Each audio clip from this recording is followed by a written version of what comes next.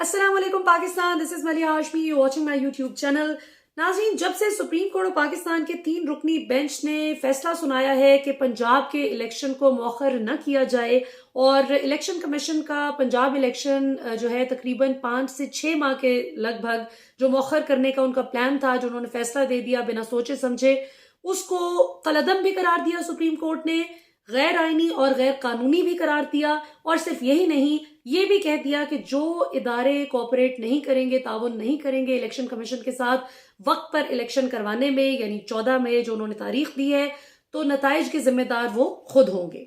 अब और so much so के केपी के लिए भी कह दिया है कि अगर वहां पे भी फंड्स का इशू आए तो वो अदालत से राब्ता करें, रुजू करें। अब जब से ये फैसला सुनाया गया है, पहले तो जब तक फैसला सुनाया नहीं गया था तब तक तो ऑडियोज और वीडियोस लीक किए जाने की खतरनाक किस्म की जो धमकियां दी जा रही थी और कुछ लालच भी अपेरेंटली जराये के मुताबिक दिए गए, कुछ धमकियां दी गई, धमकियां तो सरेआम दी गई। और फिर नवाज शरीफ साहब ने जिस तरह खुलकर कहा, यानी अंदाजा करें कि एक मफरूर सजा याफ्ता मुजरिम, सुप्रीम कोर्ट ऑफ पाकिस्तान से सजा याफ्ता मुजरिम, उसी सुप्रीम कोर्ट को मुंह चढ़ाते हुए खैर से हिदायत जारी कर रहा है कि आप इस जज को बेंच से निकाल दें और फलां फलां जज शामिल होना चाहिए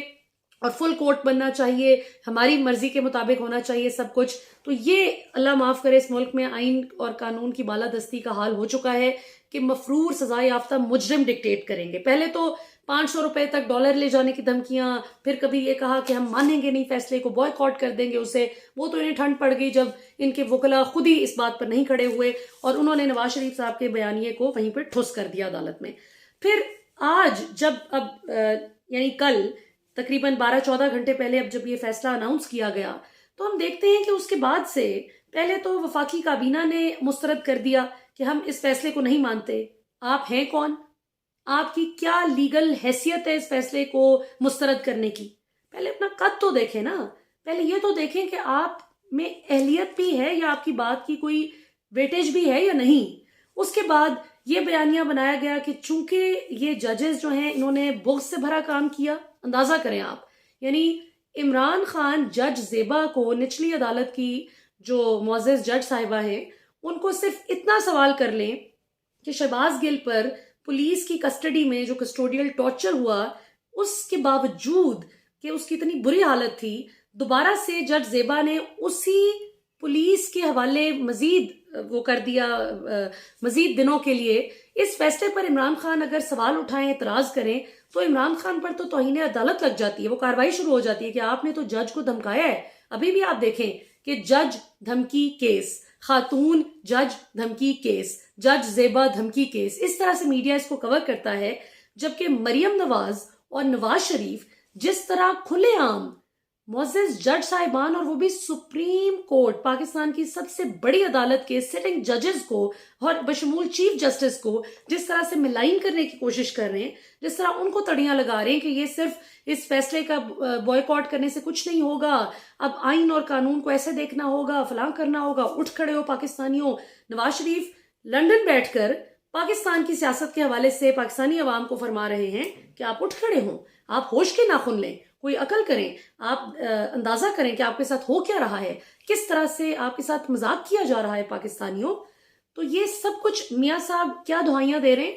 कि किसी तरह पाकिस्तान की अदालतों पर उसी तरह अवाम को ये हमला आवर करा सकें जिस तरह पहले इनके नून लीगी गुंडे 1997 में जस्टिस सजाद अली शाह साहब जो चीफ जस्टिस थे 1997 में सुप्रीम कोर्ट के, उन पर हमला आवर हुए, दीवारें फलांग कर गए, बदतमीजी, थप्पड़, मुक्के, क्या क्या फिजिकल अटैक नहीं किया गया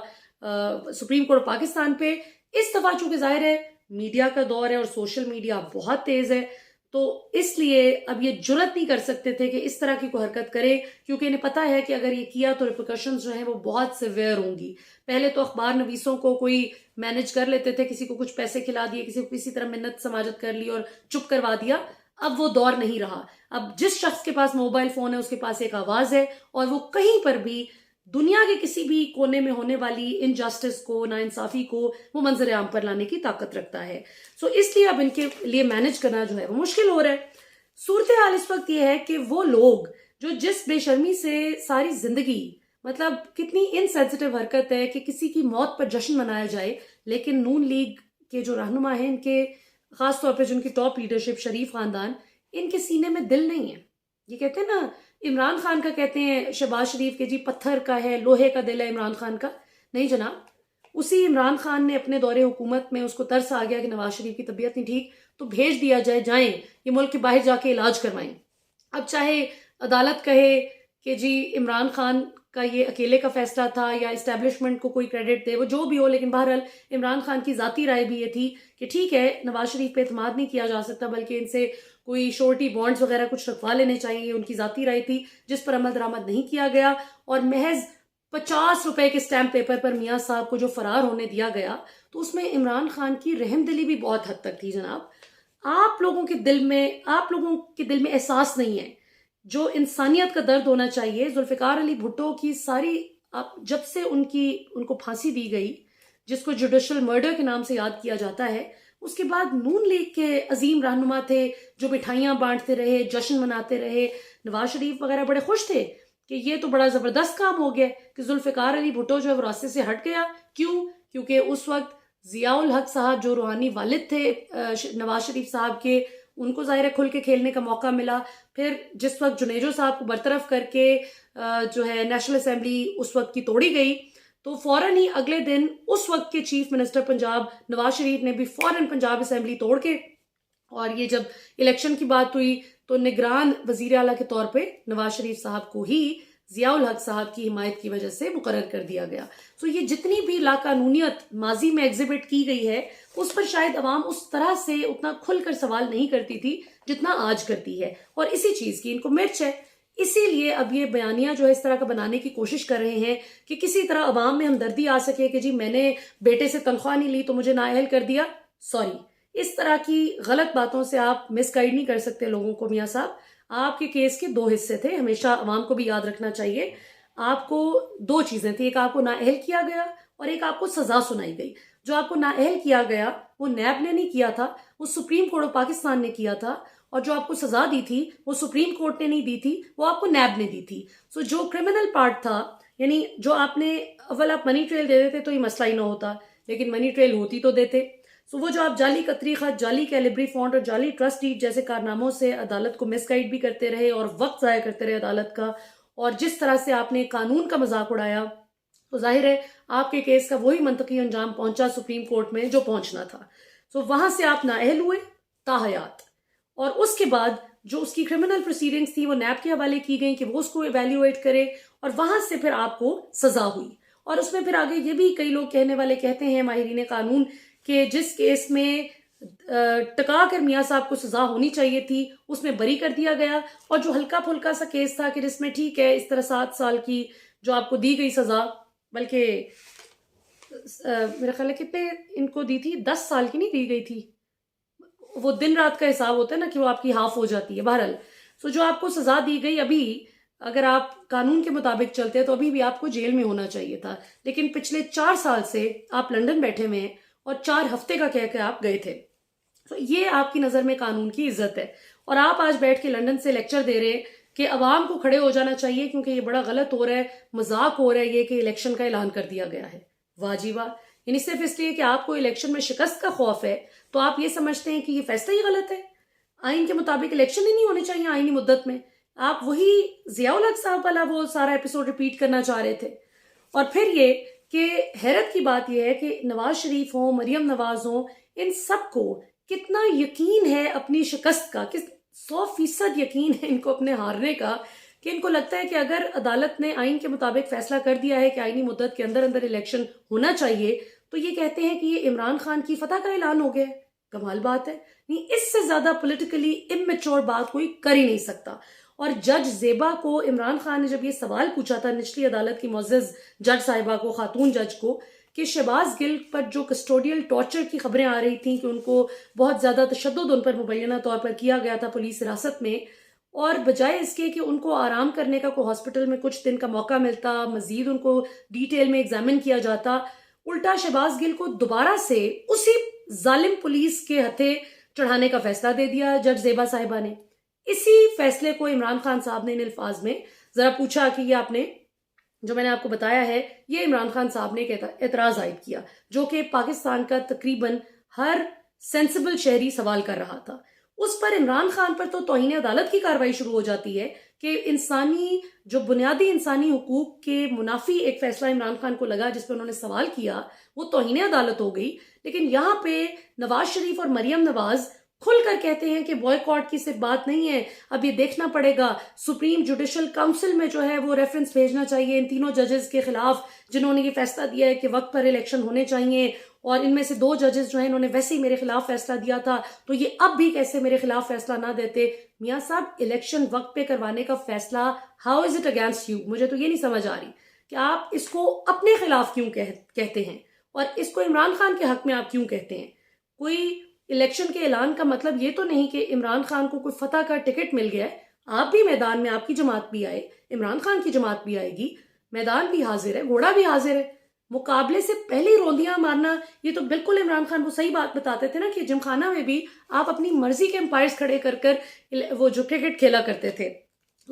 तो आपके स्पोर्ट्समैन स्पिरिट का तो ये हाल है। उसके बाद नाज़रीन, एक बड़ा इंपॉर्टेंट पॉइंट जो कि रेज किया जा रहा है, बार बार नून लीग की जानिब से जस्टिस काजी फाइज ईसा को अपना जज बनाकर जो पिच करने की कोशिश है, और जो जस्टिस काजी फाइज ईसा साहब ने आज खुद नोटिस लिया, जैसे आज 6 रुकनी जो बेंच था सुप्रीम कोर्ट का, उसने कलअदम करार दे दिया और कहा कि ये सिर्फ jurisdiction chief justice of Pakistan के पास होती है, ये उनका प्रेरोगेटिव है, ये उनका दायरा इख्तियार है कि वो ले सकते हैं अज खुद नोटिस, सो मोटो नोटिस, ये आप नहीं ले सकते। सो उस चीज को भी नून लीग अब इस तरह से पेंट करिए कि जैसे ये नून लीग की शिकस्त हो गई। ये कुछ ना अजीब सा हो रहा है। मतलब ये वो चीजें हैं कि जिससे आप आने वाले जो अपकमिंग चीफ जस्टिस काजी फाइज ईसा साहब हैं उनको कंट्रोवर्शियल बनाने की भरपूर कोशिश कर रही है Noon League, which is very wrong. जो काजी फाइज ईसा साहब के प्रोफेशनल करियर के लिए बड़ा गलत हो रहा है, उनके साथ भी ज्यादती हो रही है, ये नहीं होना चाहिए। और फिर जैसे एतजाज हसन साहब ने कहा कि जस्टिस काजी फाइज ईसा साहब ने जब चीफ जस्टिस उमर अता बंदयाल साहब को इस इलेक्शन मामले पर जो इलेक्शन अल्तवा केस था इस पर अज खुद नोटिस जो था, अज खुद जो नोटिस लिया गया इस केस की समाअत से रोका है, जो वही जो उन्होंने अज खुद नोटिस लिया जिसको आज उड़ा दिया है अदालत ने। सो एतजाज साहब ने कहा कि उमर अता बंदयाल साहब को तो इतना शौक नहीं है हर बात पे अज खुद नोटिस लेने का। साकिब निसार साहब बहुत सारे अज खुद नोटिस लिया करते थे, या कई लोगों को होता है, वो बड़े एक्टिव होते हैं। तो एतजाज साहब का कहना था कि काजी फाइज ईसा तो खुद भी बहुत एम्बिशियस हैं, कि वो बड़ा एम्बिशियसली और एग्रेसिवली चीज़ों को देखते हैं कि इस पे भी कुछ होना चाहिए, इस मामले को भी देखा जाए। तो कल को आप अपने ही ओहदे के पर काट रहे हैं इस तरह का खुद नोटिस जो है वो लेकर, वो अलग बात है। खैर, सुप्रीम कोर्ट के 6 रुकनी बेंच ने खुद ही आज उसको उड़ा दिया। तो ये थोड़ी सी चीज़ें हैं जिन पे बहरहाल रिफ्लेक्ट करने की बहुत ज़रूरत है। और फिर ये कि जुल्फ़िकार अली भुट्टो के जुडिशल मर्डर को आज इलेक्शन के फैसले को अदलो इंसाफ का कत्ल बना के पेश करना शहबाज शरीफ साहब का, मुझे तो नहीं समझ आई कि ये किस एंगल से आ रहे हैं। गरीदा फारूकी, फहद हुसैन और दीगर जो इनके नून लीग के हिमायती सहाफ़ी हैं, ये सब तो एग्जैक्टली 1 साल पहले हमें दर्स दे रहे थे पूरी आवाम को कि आइन की फतह हो गई। फहद हुसैन की ट्वीट ऑन रिकॉर्ड मौजूद है कि किसी पॉलिटिकल पार्टी की फतह नहीं है, ये आइन की फतह है, जो रिजीम चेंज को बड़ा जस्टिफाई कर रहे थे ये लोग। और आज जब हकीकी मानों में आइन की फतह हुई है, कोई लोटे छोटे, कोई कुछ इन्वॉल्व नहीं है इसमें, कोई ग्रे एरिया नहीं है इस फैसले में, इस बात में, तो वहां वो कहते हैं कि जी ये गलत हो गया, ये ज्यादती हो गई। और गरीदा फारूकी की ट्वीट थी कि शहबाज शरीफ को तो वैसे भी नाअहल नहीं कर सकते, सॉरी तौहीन अदालत की उन पे जो है वो नहीं प्रोसीडिंग कर सकते, इसलिए कि इससे फिर मुल्क में बहुत इंतशार फैल जाएगा। वाह, क्या बात है। ये है वैसे कानून की असल लर्निंग अगर आपने लेनी है। या नवाज शरीफ साहब का 18 जुलाई 2012 का मैं बयान अभी मैंने थोड़ी देर पहले ट्विटर पे शेयर किया, जिसमें वो फरमाते थे कि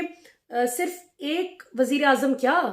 10 वजीर आजम भी अगर कुर्बान करने पड़े, अगर जाना पड़े सुप्रीम कोर्ट का फैसला न मानने की पादाश में, तो इसमें कोई मसला नहीं है। हुकूमत की जिम्मेदारी है कि वो सुप्रीम कोर्ट के फैसले पर अमल करे। सुप्रीम कोर्ट पे क्यों आप कहते हैं कि उनकी क्या जिम्मेदारी है? और उस वक्त यानी सुप्रीम कोर्ट की बालादस्ती की दर्स दिया करते थे मियाँ साहब, जब उनके सियासी मुखालिफ यूसुफ रजा गिलानी साहब को स्टेप डाउन करवाने की बात थी, जो उन्होंने किया, बड़ा ग्रेसफुली यूसुफ रजा गिलानी स्टेप डाउन कर गए। इसी तरह अब शहबाज शरीफ भी अगर नहीं मानते, आइन और कानून की मुनाफी बात करते हैं और कहते हैं हम बॉयकॉट करेंगे इसका और हम मानते नहीं हैं, तो फिर जाहिर है उनके साथ भी वही होगा जो यूसुफ रजा गिलानी साहब के साथ हुआ। बल्कि इरशाद भट्टी साहब का बड़ा दिलचस्प तज्जिया मैं देख रही थी कि उन्होंने कहा कि मरियम नवाज से बचें शहबाज शरीफ, आप बच जाएं मरियम नवाज से, ये आपको हर सूरत नाअहल करवा के दम लेंगी, जिस तरह की आपको इनकरेज करिए कि हाँ हाँ बॉयकॉट करें, आप पे कंटेम्प्ट ऑफ कोर्ट लग जाएगी, आपका सियासी करियर जो है फारिग हो जाएगा, तो आप मरियम नवाज से बचें। ये मशवरा दिया है इरशाद भट्टी साहब ने शहबाज शरीफ साहब को। तो देखते हैं नाज़रीन कि ये नवाज शरीफ की जो धमकी है कि सुप्रीम जुडिशल काउंसिल में रेफरेंस भेजा जाए 3 जजेस के खिलाफ, अब देखते हैं कि किस हद तक ये अदलिया को डिवाइड तो ये कर चुके हैं, लेकिन किस हद तक ये पॉइजन करने में कामयाब होते हैं कि आपस में रिफ्ट डलवा सकें और इस तरह का सिलसिला शुरू करा सकें रेफरेंसेस का, क्योंकि उसके बाद तो फिर कोई उसका आखिर नहीं है इस चीज़ की, इसके कोई, उसे क्या कहते हैं, इसकी कोई हद नहीं है। काजी फाइज साहब का जो केस था, कुछ लोग उससे इख्तलाफ करते थे, कुछ इतफाक करते थे, लेकिन आप देखें कि जितनी देर भी वो चलता रहा रेफरेंस, वो काम करते रहे अपना। तो उमर अता बंदयाल साहब का कोई नुकसान नहीं है, उनका तो स्टैचर आज पहुंच गया आसमान पे माशाल्लाह। उनका जितना नाम खराब हुआ था, सुप्रीम कोर्ट भी जाहिर है वो भी इसी नरगे में आई थी कि जी रात को 11-12 बजे खुली, अवाम जाहिर है सवाल करती थी। तो उस वक्त जिन लोगों ने सुप्रीम कोर्ट ऑफ पाकिस्तान के कंधे को इस्तेमाल करके अपना मकसद हासिल किया था रिजीम चेंज का, आज वो फुली एक्सपोज हैं। और सुप्रीम कोर्ट ऑफ पाकिस्तान में जो लोग वाकई आइन की बालादस्ती पर यकीन रखते हैं, अल्लाह ताला ने उनकी लाज रखी। और आप देखें कि एक दुरुस्त फैसला। अब सिर्फ खतरे की बात मुझे एक लग रही है कि ये ना हो कि कहीं ये माफिया सारा मिल के किसी तरह अदलिया को इस हद तक प्रेशराइज कर दे कि इमरान खान पर जो जाली बोगस झूठी और घटिया FIRs काटी हुई हैं, ये ना हो कि किसी केस में इमरान खान को फंसा कर जेल भेजने का जो इनका मकसद है उसमें कहीं ये कामयाब ना हो जाए। ये बस देखने की बात है। तो आई होप कि इंशाल्लाह हमारी अदलिया जो है दिल स्टैंड देयर ग्राउंड एंड दिल स्टिक टू देयर गन्स, और इंशाल्लाह वो आइन को जो है अपहोल्ड करेंगी और किसी को भी कॉन्स्टिट्यूशन को सबवर्ट करने की इजाजत नहीं देंगी इंशाल्लाह। अभी तक के लिए नाज़रीन इतना ही। आपसे इंशाल्लाह सुबह फिर मुलाकात होती है। पाकिस्तान हमेशा जिंदाबाद।